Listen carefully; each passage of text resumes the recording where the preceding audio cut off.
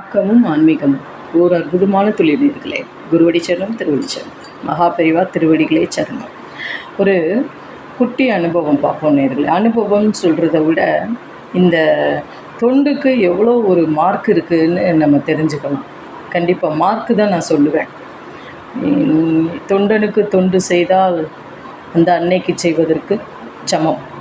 குருவின் பார்வை கிடைத்தால் கோடி நன்மைகள் கிடைக்கும். குருவோட கடாட்சம் நம்மளுக்கு கண்டிப்பாக இந்த குரு பயிற்சி அன்று ஸ்ரீ குருப்பியோ நமக அப்படின்னு சொல்லிகிட்டே இருக்கலாம்.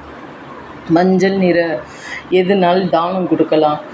நாளைக்கு வியாழக்கிழமைக்கு மஞ்சள் நிறத்தில் அம்சை பண்ணிவிட்டு காக்காக்கி வச்சுட்டு இந்த குரு பயிற்சி ஒவ்வொருத்தருக்கும் நல்ல குரு பயிற்சியாக அமைய வேண்டும். கண்டிப்பாக ஒரு குட்டி அனுபவம் சொல்கிறேன் நேர்களே. ஒரு பாட்டி 103 வயசு பாட்டி இருக்காங்க. அந்த பாட்டி ரொம்ப கடவுளோட அருள் கிடைக்கிறதுக்கு தியானம் பண்ணிட்டு இருந்தாள்.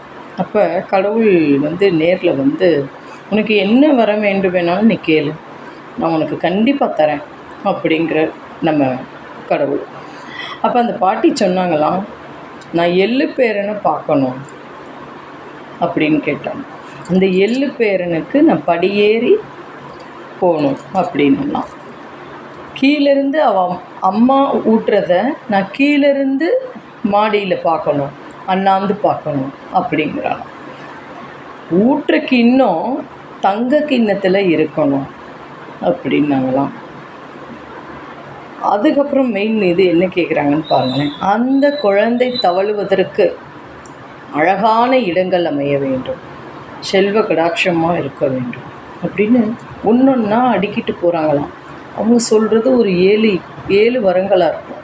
பாருங்கள் நேரில் 103 வயசு பாட்டி படி ஏறணுமா, மேலே அவன் அம்மா ஊட்டுறது கீழேருந்து பாட்டி பார்க்குறப்ப கண்ணு தெரியணுமா, அந்த குழந்தை ஊட்டுவதற்கு தங்க கிண்ணம் வேணுமா, அந்த குழந்தை தவழ்கிறதுக்கு நல்ல இடங்கள் வேணுமா, இப்படி ஒன்றா அதாவது ரொம்ப ரொம்ப அளவுக்கு மீறின ஆசைகள்.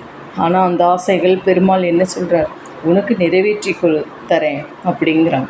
ஏன் அப்படின்னா அப்பேற்பட்ட தொண்டு செஞ்சுருக்காங்க. ஒரு ஜென்மம் இல்லை, ஜென்மங்கள் எத்தனை ஜென்மங்கள் அவங்க எடுத்தாங்களோ அத்தனை ஜென்மங்களும் கடவுளுக்கு அர்ப்பணம் பண்ணியிருக்காங்க. கண்டிப்பாக நம்ம தொண்டு செய்கிறது கடவுளுக்கு யார் யார் என்ன தொண்டு செய்கிறாங்கிறது கடவுள் கண்டிப்பாக பார்த்துட்டுருக்கார். ஆகையால் அந்த பாட்டி கேட்ட வரத்தை பெருமாள் கொடுத்துருக்கார். இப்போ எவ்வளோ புண்ணியம் செஞ்சுருக்கணும் நேர்களே. இது படிக்கிறப்பையும் கேட்குறப்பையும் சொல்கிறப்பையும் நம்மளுக்கு ஒரு பரவசமாகுது பாருங்கள். நம்மளும் தொண்டு செய்யலாம். குட்டி குட்டி தொண்டு, ரொம்ப ஹை லெவல் வேண்டாம், குட்டி குட்டி போதும். இப்படியே நம்ம குழந்தைகளுக்கு சொல்லி கொடுத்து கண் பார்த்து கை செய்யணும் அப்படின்னு அப்போ பெரியவா சொல்லியிருப்பா பாருங்களேன். அதே இது போகிறலக்க ஏதோ ரோட்டில் ஏதோ ஒரு கீழே ஏதோ ஒன்று இருக்குது, தூக்கி ஓரமாக சொல்லி கொடுக்கணும். நம்ம குழந்தைகளுக்கு குட்டி குட்டி தொண்டுகளை சொல்லி கொடுக்கணும். கடவுள்னா என்ன, கடவுள் பக்தினா என்ன, கடவுள் தொண்டுனா என்ன, எல்லாமே நம்ம குழந்தைகளுக்கு, வளர்கிற குழந்தைகளுக்கு கண்டிப்பாக சொல்லி கொடுக்கணும். நமஸ்காரம்.